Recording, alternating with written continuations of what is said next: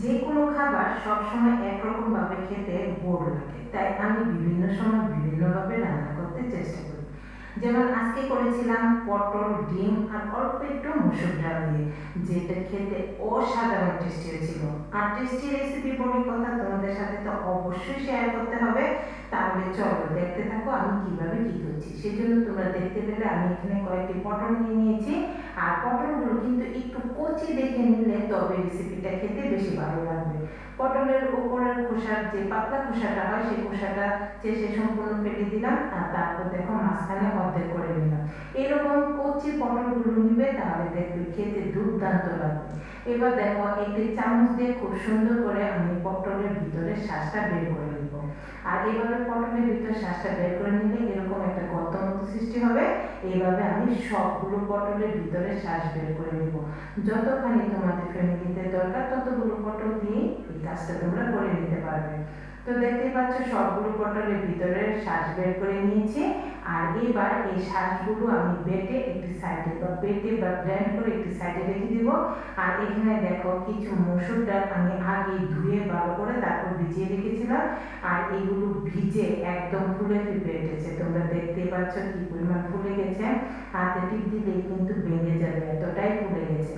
এবার এই মসুর ডালটা খুব সুন্দর করে আমি পানি ঝরিয়ে তারপর একটা ব্লেন্ডিং জারে দিয়ে দিব।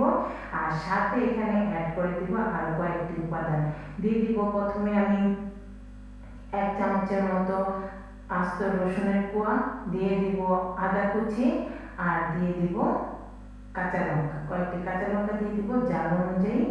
তোমরা চাইলে বাড়িয়ে বা কমিয়েও দিতে পারো। এবার এই সবগুলো উপাদান দিয়ে খুব সুন্দর করে মিহি করে ব্লেন্ড করে নিতে হবে। সবগুলো উপাদান দিয়ে দিলাম। এবার ঢাকনাটা দিয়ে সুন্দর করে ব্লেন্ড করে নিব আর একটা সাইডে রেখে দিব।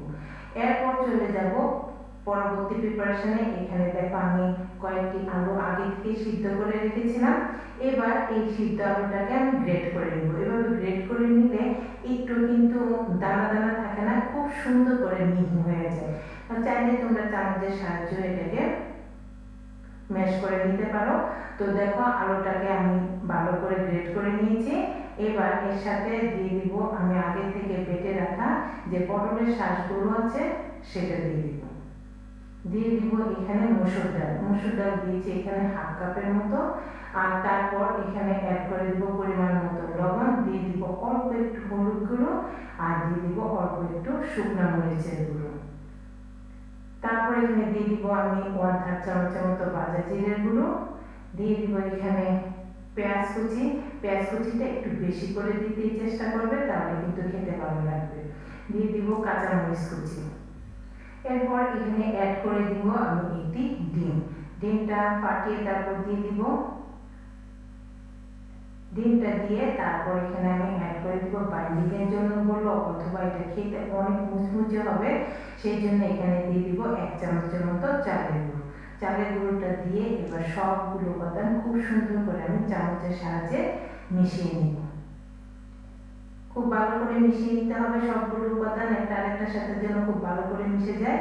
আর তারপর এখানে দেখো যে পটলগুলো আমি কেটে রেখেছিলাম সেই পটলের ভিতর পুরটা আমি দিয়ে দিব একদম উঁচু উঁচু করে। সবগুলো পটলের ভিতরে এভাবে আমি পুরটা দিয়ে দিব। আর সবগুলো পটলের ভিতর পুর ভরে তারপর আমি তোমাদের দেখাচ্ছি যে দেখতে কতটা বেশি সুন্দর লাগছে। দেখতে যতটা সুন্দর, খেতে কিন্তু তার থেকে আরো বেশি। আশা করি তোমরা উপাদান দেখে বুঝে নিয়েছো যে এই রেসিপিটা কি পরিমাণ দুর্দান্ত হতে চলেছে। এবার ভেজে নেওয়ার পালা, সেই জন্য চলে গেলাম চুলায়, বসিয়ে দিলাম একটি ফ্রাই প্যান, আর তাতে দিয়ে দিলাম খুব অল্প পরিমাণ তেল। অল্প তেলে এই পটল ভাজাটা হয়ে যাবে। আর সেই তেলটা গরম হয়ে গেলে তারপর এখানে পটলের যে অংশটাতে আমরা পুর ভরেছিলাম সেই অংশটা আগে তেলের সাথে দিয়ে দিতে হবে। আর অবশ্যই কিন্তু চুলার আঁচটা তোমরা মিডিয়াম আঁচে রাখবে। মিডিয়াম আঁচে সুন্দর করে ফ্রাই করে নিতে হবে, আর না হয় কিন্তু উপরটা লাল হয়ে যাবে, ভিতরটা ভালো করে কুক হবে না, তখন খেতে ভালো লাগবে না। সেই জন্য মিডিয়াম আঁচে একটু সময় নিয়ে ধৈর্য ধরে তারপর পটলটাকে ভালো করে ভেজে নিতে হবে। তুমি দেখতেই পাচ্ছ আমার এক পাশ লাল করে ভাজা হয়ে গেছে। এবার অপর পাশটাকেও লাল লাল করে ভেজে নিয়েছি। আর সবগুলো পটল তুলে নিয়েছি, আর বাকি পটলগুলো সেমভাবে ভেজে নেব।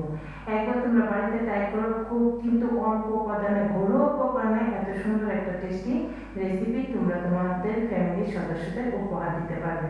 আশা করি সবাই খেয়ে খুব বেশি প্রশংসা করবে আর তোমাদের কাছে অনেক বেশি ভালো লাগবে।